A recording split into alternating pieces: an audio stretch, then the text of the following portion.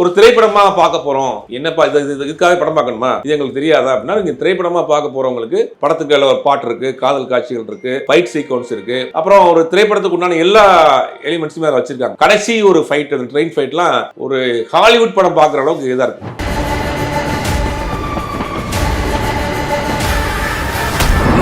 ஒரு மொழியை அழிச்சிட்டோம்னா அவனுடைய அடையாளத்தை அழிச்சிடலாம், அவனுடைய அடையாளத்தை அடிச்சிட்டோம்னா அவனை நம்ம அடிமையாக்கிடலாம். அதான் கான்செப்ட். அதுக்காகத்தான் நம்ம போராடிக்கணும். திணிப்புக்கு தான் எதிரானவங்க, ஹிந்திக்கோ ஹிந்திக்காரங்களுக்கோ இல்ல. ஒரு முதலமைச்சர் வர்றாரு, அவரை எதிர்த்து கருப்பு கொடி காட்டக்கூடிய போராட்டத்தை மாணவர்கள் அறிவிக்கிறாங்க, மாணவர்களை பூரா அடைச்சிடறாங்க, கருப்பு துணிகளை பூரா பேன் பண்ணிடுறாங்க, கருப்பு துணிகளே கிடையாது. அப்போ ஒரு குழந்தை ரெட்டை சடை போட்டு கருப்பு ரிப்பன் கட்டிருக்கும்.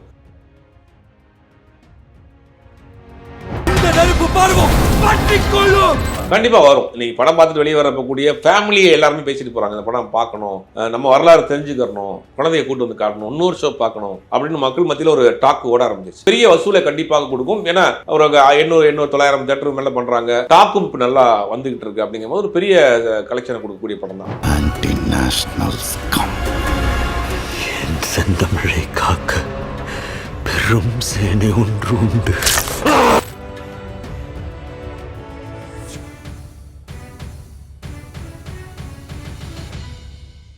சார் வணக்கம் சார். வணக்கம். எப்படி சார் இருக்கீங்க? நல்லா இருக்கேன். பராசக்தி படம் இன்னைக்கு ரிலீஸ் ஆகிருக்கு. அந்த தீ மக்கள் கிட்ட போய் பரவி இருக்குன்னு நினைக்கிறீங்களா? படம் பார்த்த எல்லாருக்கும் கூஸ் பம்போட தான் உட்காந்துருக்கிறோம். ஒரு உண்மையிலே சொல்ல போனா ஒரு வரலாற்றை அப்படியே பதிவு பண்ணியிருக்காங்க, ரத்தமும் சதையுமா ஒரு வரலாற்று பதிவு. தமிழ்நாட்டில் இருக்கக்கூடிய எல்லோரும் ஒரு முறையாவது இந்த படத்தை தன்னுடைய குடும்பத்திற்கு கொண்டு போய் காமிச்சிருங்க.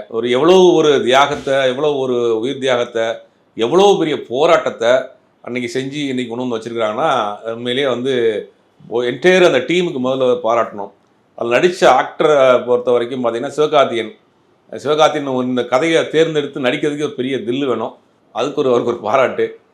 ஜெயம் ரவி சும்மா சொல்லக்கூடாது, இந்த படத்தில் பட்டையை கிளப்பியிருக்காரு. அவருடைய கேரக்டர் படம் ஃபுல்லாகவே ஈக்குவல் டு ஒரு ஹீரோ தான் வரும். அப்புறம் அதர்வா பழைய ஜெமினி கணேசன் மாதிரியே இருக்கிறார் பார்க்குறதுக்கு. அந்த மாதிரியான பேட்டர்னில் உள்ள ஒரு ஆர்டிஸ்டே இப்போ இல்லை. அந்த பழைய மௌனராகம் கார்த்திக்கு அந்த மாதிரி இல்லை. கரெக்டான படங்களை சூஸ் பண்ணார்னா அதர்வாவுக்கு ஒரு பெரிய ஃபியூச்சர் இருக்குது இந்த படத்தில். மற்றபடி ஸ்டார் காஸ்ட் அப்படின்னு பார்க்குறப்ப ஸ்ரீலீலா அவங்க ஒரு ஹீரோயின், அவங்க கொடுத்த வேலையை கரெக்டாக பண்ணியிருக்கிறாங்க. மற்ற கதை அப்படின்னு பார்க்குறப்ப ஒரு மக்கள் எழுச்சிக்கு முன்னால் எந்த அரசாங்கமாக இருந்தாலும் சரி, எந்த திட்டமாக இருந்தாலும் சரி, அது மண்டிக்கிட்டே ஆகணுங்கிறது தான் இந்த படத்தினுடைய கதை.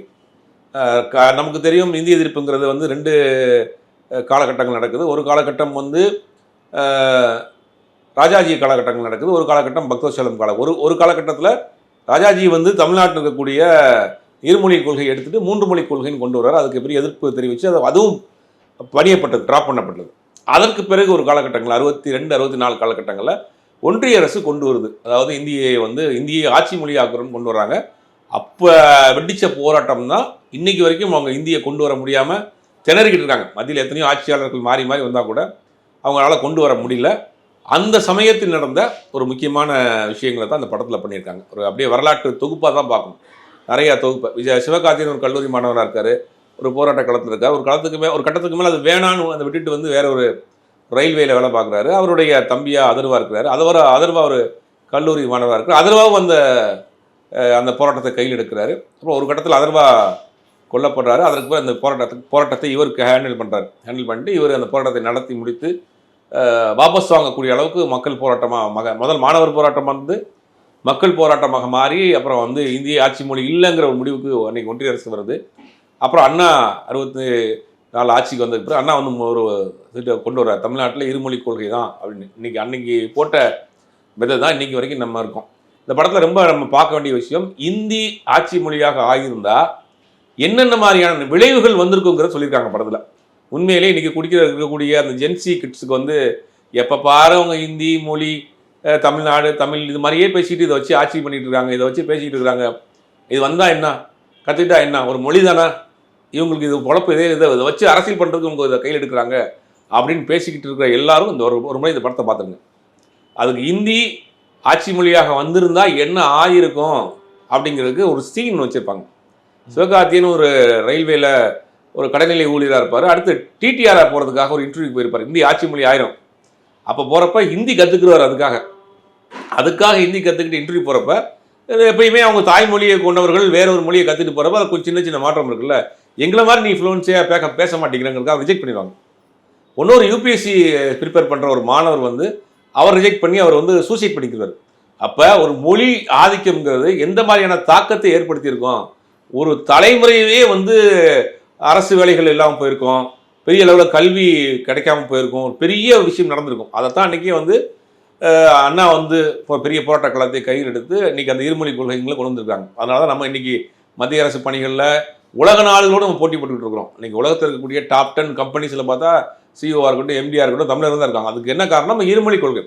சரளமாக நம்ம தமிழ்நாட்டை பொறுத்த வரைக்கும் ஒரு 10th படிச்சிருக்கூட இங்கிலீஷ் ஓரளவுக்கு இப்போ எழுத பேச தெரியும்.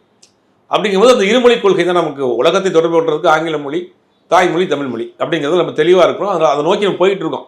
இன்றைக்கி இந்தியாவிலேயே பார்த்தீங்கன்னா கல்வி அதிகம் பெற்ற மாநிலங்களில், வளர்ச்சி அதிகம் பெற்ற மாநிலங்களில், அதிகமாக முற்போக்கு பேசக்கூடிய மாநிலங்கள் இருக்கலாம் அன்னைக்கு போட்ட அந்த இருமொழி கொள்கைங்கிற உதயம். அப்போ இந்த விஷயம்லாம் நடந்திருந்தா என்ன ஆயிடுச்சு, நடந்தப்ப என்ன நடந்துச்சு அப்படிங்கிறத சொல்கிறாங்க. அதை எதிர்த்து எவ்வளோ பெரிய போராட்டம், மாணவர்கள் போராட்டம், எத்தனை பேருடைய உயிர் தியாகம். மாணவர்கள் மட்டும் கிடையாது, பொதுமக்கள் நிறையா பாதிக்கப்பட்டிருக்கிறாங்க, உயிர் தியாகம் பண்ணியிருக்காங்க, பல கொடுமைகளுக்கு ஆளாயிருக்கிறாங்க அப்படிங்கிற விஷயங்கள்லாம் அந்த இடத்துல பல இடங்களில் பல சம்பவங்களை சொல்கிறாங்க. குறிப்பாக நம்ம பொள்ளாச்சி சம்பவங்கள்னு பார்க்கணும். எனக்கு தெரிஞ்சதெல்லாம் நிறையா சென்சார் கட் பண்ணிட்டாங்க. அது லைவாக காமிச்சிருந்தாங்கன்னா நம்ம பார்க்கக்கூட முடியாது, அந்தளவுக்கு குலை எடுக்கக்கூடிய காட்சியை பார்க்குற எல்லாரும் சொல்கிறாங்க. கர்ப்பிணி பெண்ணை சொல்கிறாங்க, கை குழந்தையோட வச்சுருக்கவங்க சொல்கிறாங்க.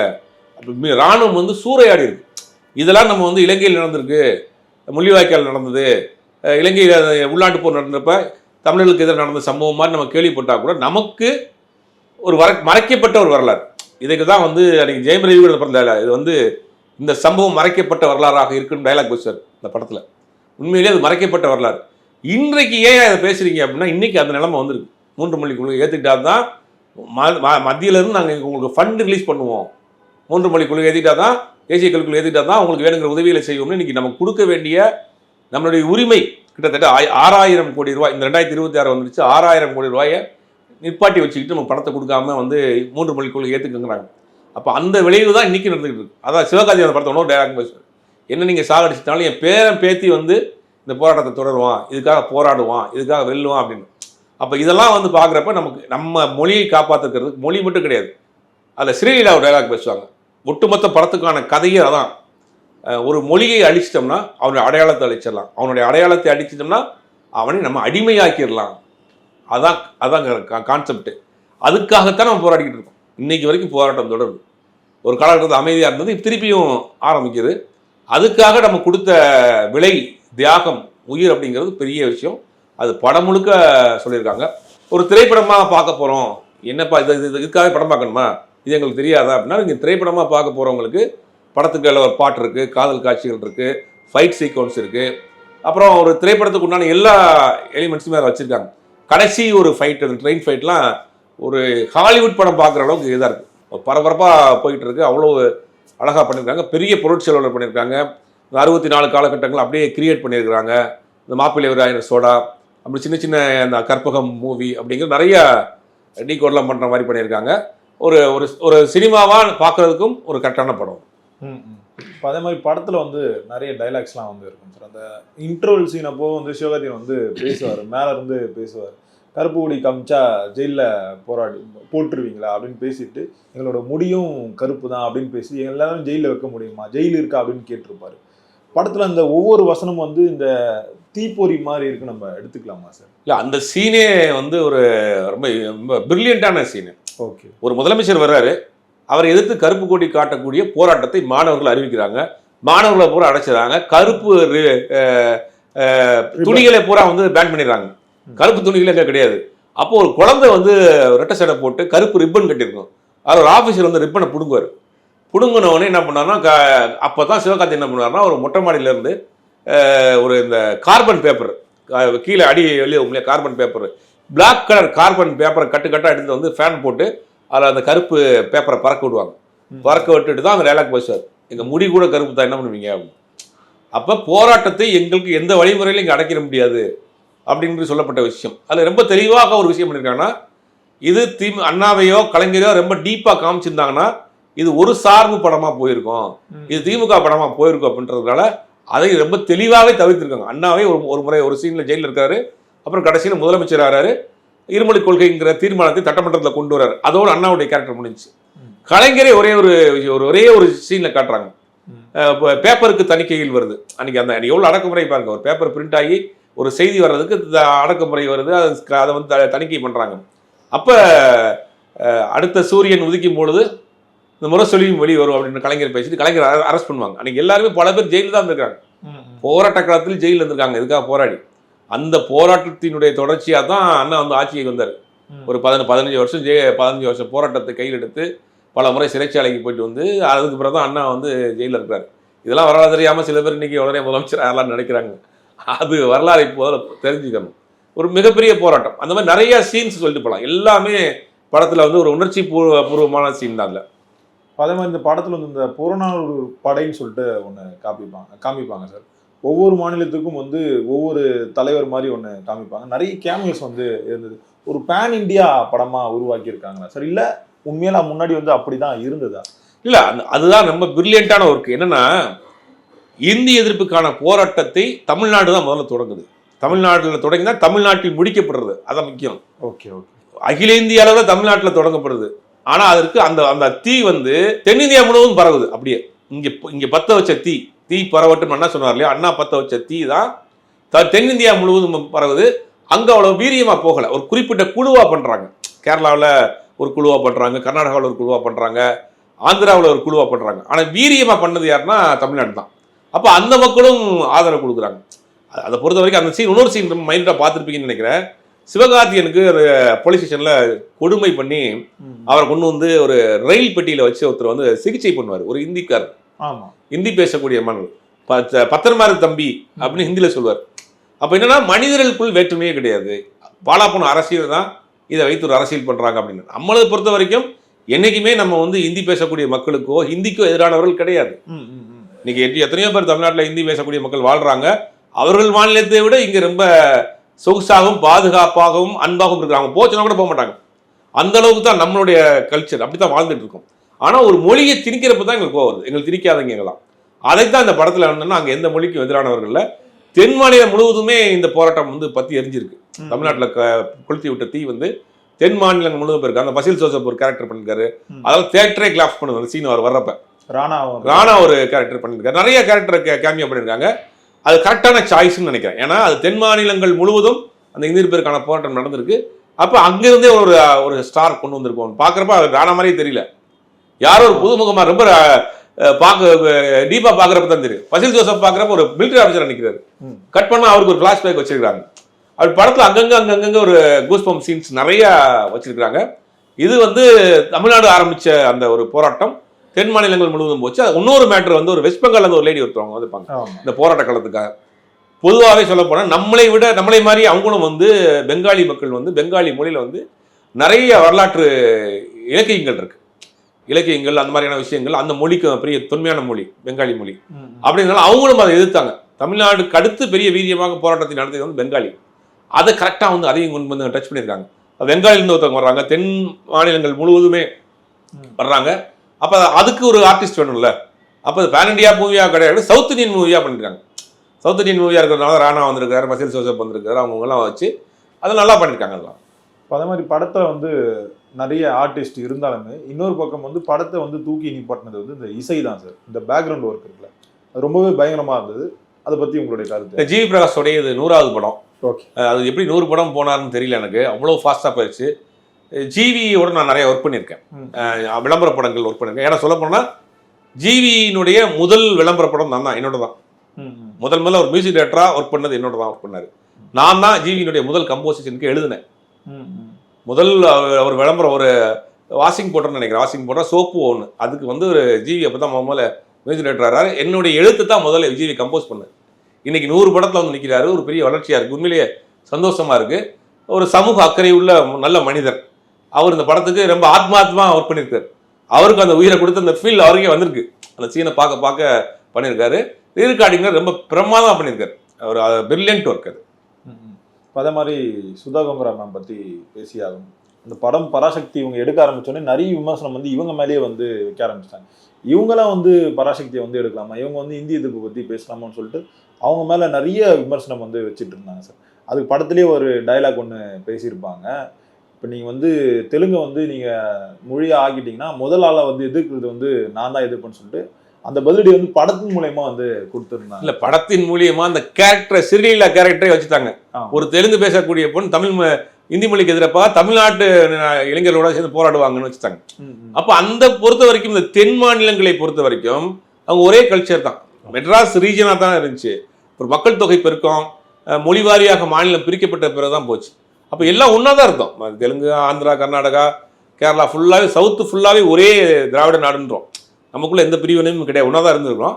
அப்போ மொழி ரீதியாக பிரிக்கப்பட்ட பிறகு தான் போகுது. அப்போ அவங்களும் போராடி இருக்காங்க, இந்தியை எதிர்த்து தெலுங்கு பேசக்கூடிய மக்களும் போராடி இருக்காங்க. இப்போ அந்த வரலாறும் சுத்தமாக மறைக்கப்பட்டுருச்சு. இப்போ அவங்களுக்கே புது தகவல் இது. இப்போ அவங்களுக்கே இது வந்து ஒரு தமிழ்நாடு ஆரம்பித்த போராட்டத்தை தெலுங்குலேயும் கொஞ்சம் பேர் எடுத்துட்டு போயிருக்காங்க. இப்போ அந்த விஷயமும் புதுசாக பார்க்க வேண்டியதாக இருக்குது. இப்போ அது மாதிரி படத்தில் நிறைகள் பற்றி பேசிட்டோம் சார். படத்துக்கு சில குறைகளும் இருக்குது. இப்போ நிறைய பேர் வந்து படம் பார்த்துட்டு வந்து படம் வந்து ரொம்ப லென்த்தியாக இருக்குது அப்படின்ற மாதிரி சொன்னாங்க. இந்த நெகட்டிவான விமர்சனங்களும் வந்து வந்துட்டு இருக்கு. இல்லை, அதையும் நம்ம எடுத்துக்கிறோம், அதையும் நம்ம கடந்து போக முடியாது. அவர்களுக்கு சில விஷயங்கள் பிடிக்காம இருக்கலாம், சில விஷயம் கன்வே ஆகாமல் இருக்கலாம். படம் ஆரம்பிச்சு ஒரு 15 நிமிஷம் வந்து கொஞ்சம் நமக்கு என்ன வேற மாதிரி களத்தில் போயிட்டு இருக்கு. நம்ம ஒரு போராட்ட படத்தை பார்க்க வந்திருக்கிறோம், வரலாற்று படத்தை பார்க்க வந்திருக்கிறோம். இங்கே வந்து காதல் பண்ணிட்டு இருக்காங்க மாறி மாறி. அங்கே போய் அந்த காதலையுமே பழைய மணிரத்னம் ஸ்டைலில் இருக்குது அப்படின்னு ஒரு 10 நிமிஷம் நமக்கு அது தோணுச்சு. அது வந்து இந்த ஸ்ரீலீலா சிவகார்த்தியனுடைய அந்த காதல் அது அப்படி அந்த சீக்வன்ஸ்லாம் கொஞ்சம் இதாக இருந்தது. ஆனால் அதுக்கு பிறகு வந்து படம் வந்து ஆரம்பித்த படம் தான் முடிகிறது வரைக்கும் ஜெட் வேகத்தில் சீன் பை டக்கு டக்குன்னு போயிட்டு இருக்கு.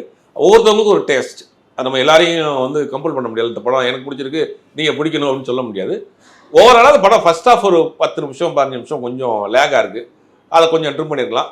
மேபி அந்த இடங்களெல்லாம் ஏதாவது சீன் 25 நிமிஷம் சீனை கட் பண்ணியிருக்காங்க. ஃபுட்டேஜ் சென்சாரில் 22 நிமிஷம் சொல்கிறாங்க. 22 நிமிஷம் கட்டில் அந்த ஃபர்ஸ்ட் ஹாஃப்ல நிறைய விஷயங்கள் பண்ணியிருப்பாங்களோன்னு நினைக்கிறேன். ஒருவேளை அதனால லேகா இருக்குமோ அப்படிங்கிறது தெரியல. அதே மாதிரி சூர்யா சாரோட ரியாக்ஷன் வந்து என்னவா சார் இருக்கும்? படம் வந்து பராசக்தி முதல் லாவா தான் நடிக்கிறதா இருந்தது. அந்த பராசக்தி படம் வந்து ரிலீஸ் ஆகியிருக்கு, மக்கள் மத்தியில் ஒரு நல்ல வரவேற்பு வந்து பெற்றிருக்கு. சூர்யா சாரோட ரியாக்ஷன் என்னவா? கண்டிப்பாக மிஸ் பண்ணேன்னு வருத்தப்படுவார். பட் அவருக்கு சில நெருக்கடிகள் இருந்துச்சு. இப்போ பாம்பேயில் இருக்கிறாரு, இந்த படம் பண்ண முடியாது, இந்திய எதிர்ப்பாக பண்ணோம்னா அவர் பாலிவுட் படம் பண்ணணும்னு நினைக்கிறாரு. அப்படிங்கும்போது அவருடைய சுச்சுவேஷன் அவர் பண்ணியிருந்தாருன்னா இன்னும் சிறப்பாக இருந்திருக்கும். சிவகார்த்தியன் நல்லா பண்ணியிருக்காரு, அவரை விட சிறப்பாக சூர்யா பண்ணியிருப்பார். ஒன்றும் அந்த எமோஷனலாக பண்ணியிருப்பார். சிவகார்த்தியன் சும்மா சொல்லக்கூடாது, இந்த படத்தில் பெரிய லெவலில் ஒர்க் பண்ணியிருக்காரு. இப்போ படம் வந்து சோலோவாக வந்து ரிலீஸ் ஆகுது சார். இப்போ 4 நாளைக்கு வந்து எந்த படமும் வந்து இருக்காது. அப்படி இருக்கும்போது சிவகார்த்தியனுக்கு வந்து இந்த படம் வந்து அமரன் எந்த அளவுக்கு ஒரு வசூல் அடைஞ்சதோ அதை விட அதிகமாக வசூல் அடையும் வந்து சொல்கிறாங்க. கண்டிப்பாக வரும். இன்னைக்கு படம் பார்த்துட்டு வெளியே வரக்கூடிய ஃபேமிலியை எல்லாருமே பேசிட்டு போகிறாங்க, இந்த படம் பார்க்கணும், நம்ம வரலாறு தெரிஞ்சுக்கிறணும், குழந்தைய கூட்டு வந்து காட்டணும், இன்னொரு ஷோ பார்க்கணும் அப்படின்னு மக்கள் மத்தியில் ஒரு டாக் ஓட ஆரம்பிச்சிச்சு. சில பேருக்கு அந்த படம் லேட்டாக கனெக்ட் ஆகலாம், சொல்லி லேட்டாக கனெக்ட் ஆகலாம். ஆனால் பெரும்பாலானவருக்கு இந்த படம் வந்து நிறைய சீனில் கிளாப்ஸ் பண்ணுறாங்க. எல்லாருமே ஸ்டூடெண்ட்டாக இருக்காங்க, ஏஜென்சியாக இருக்கிறாங்க, நிறையா வந்து இந்த படத்தை நிறைய இடங்களில் கிளாப்ஸ் பண்ணுறாங்க. சில பேரெல்லாம் நான் கொஞ்சம் என்ன எதிர்பார்ப்புமே இல்லாமல் வந்தேன், சரி படத்துக்கு போகணுன்னு வந்தோம், அந்த மாதிரிலாம் கூட சொல்கிறாங்க. ஒரு பெரிய வசூலை கண்டிப்பாக கொடுக்கும். ஏன்னா ஒரு 800-900 தேட்டருக்கு மேலே பண்ணுறாங்க, டாக்கும் இப்போ நல்லா வந்துக்கிட்டு இருக்கு. அப்படிங்கும்போது ஒரு பெரிய கலெக்ஷனை கொடுக்கக்கூடிய படம் தான். நம்ம தேட்டர் புக்கிங்ஸும் வந்து அதிகமாகிட்டு இருக்கு. இப்போ நம்ம புக் மை ஷோ எடுத்துக்கலாம், இப்போ டிக்கெட்டும் எடுத்துக்கலாம். 1 ஹவருக்கு வந்து 20,000 பேர் வந்து டிக்கெட் வந்து புக் பண்ணிகிட்டே இருக்காங்க. அடிஷ்னலாக வந்து ஷோஸ் வந்து ஆட் பண்ணிகிட்டே இருக்காங்க. அப்படி இருக்கும் பட்சத்துல வந்து ஒரு படம் வந்து முதல் நாளே வந்து இந்த 100 கோடி வசூல் அடைக்கிறதுக்கான வாய்ப்பு இருக்குமா சார்? முதல் நாளில் வராது, 2-3 நாளில் அது 100 கோடி கிராஸ் பண்ணும். ஏன்னா பெரிய அளவில் அந்த படத்துக்கு சொன்ன மாதிரி ஷோஸ் இன்க்ரீஸ் பண்ணிக்கிட்டே இருக்கிறாங்க. மக்கள் மத்தியில் ஒரு பேச அது ஒரு பெரிய டாக்காக போயிட்டு இருக்கு நேற்று இருந்து. அதனால் ஒரு பெரிய எப்படி ஜல்லிக்கட்டுக்கு மக்கள் திரண்டு போய் பார்க்க போகிற மாதிரி இந்த படத்தை பார்க்க போவாங்கன்னு நினைக்கிறேன். புரியுது சார். இப்போ படம் வந்து என்னதான் நல்லா இருந்தாலுமே ஒரு பக்கம் வந்து விஜய் ரசிகர்கள் வந்து படம் வந்து நல்லா இல்லைன்னு சொல்லிட்டு சில விமர்சனங்கள் வந்து கொடுக்குறது நம்மளால் பார்க்க முடியுது. இல்லை, அவங்களுக்குடைய வருத்தம் நம்ம படம் வந்திருக்கலாமே அப்படின்னு, அது எல்லாம் நேச்சர் தானே. அது அவங்கள வந்து நம்ம குறை சொல்ல வேண்டிய அவசியம் இல்லை. அவங்க தன்னுடைய படமும் வந்திருந்தா, தன்னுடைய ரசிகர் தலைவர் படம் வந்திருந்தா பார்த்துருக்கலாம். இப்போ படம் தேட்டரில் பார்த்துட்டு வெளியே வரப்போ விஜய் ரசிகர் நிர்வாகி தான் ஒருத்தர் தேட்டருக்குள்ள, நான் இந்த ஷோ முடிஞ்சு அவர் அந்த ஷோக்கு போகிறாரு, ஏன்னா நீங்கள் வந்துட்டீங்க அந்த படம் வராதனாலே வந்தீங்களான்னு கேட்டேன். இல்லை படம்லாம் வேறு, இந்த படம் இல்லை, எல்லாரும் ஒரு முறை பார்த்துடணும் அப்படிங்கிற விஜய் மன்றத்தில் முக்கிய நிர்வாகியாக இருக்கிறார். எப்படியா தான் இந்த முறை இந்த படத்தை பார்த்துருவோம், என்ன தான் இந்த படத்தை நான் பார்த்துருப்பேன் ஜனநாயகமாக இந்த படத்தை பார்க்குறேன் அப்படிங்கிற மாதிரி அவர் சொன்னார். அவர்களுக்கு வருத்தம் இருக்கத்தானே செய்யும். ஒரு பெரிய லெவலில் எதிர்பார்த்துட்டு இருந்த படம், பெரிய நம்பிக்கையை கொடுத்த படம், அது வராமல் போனது அவங்களுக்கு ஒரு வருத்தம் இருக்கும். அந்த வருத்தத்தை இந்த பக்கம் காட்டுறதாலும் செய்வாங்க. பொறுத்தர் வந்து பார்ப்போம் சார். அது என்ன நடக்குதுன்னு எலெக்ஷன் நமக்கு எல்லாருக்கும் தெரியும். நேரம் கொடுத்ததுக்கு நன்றி சார்.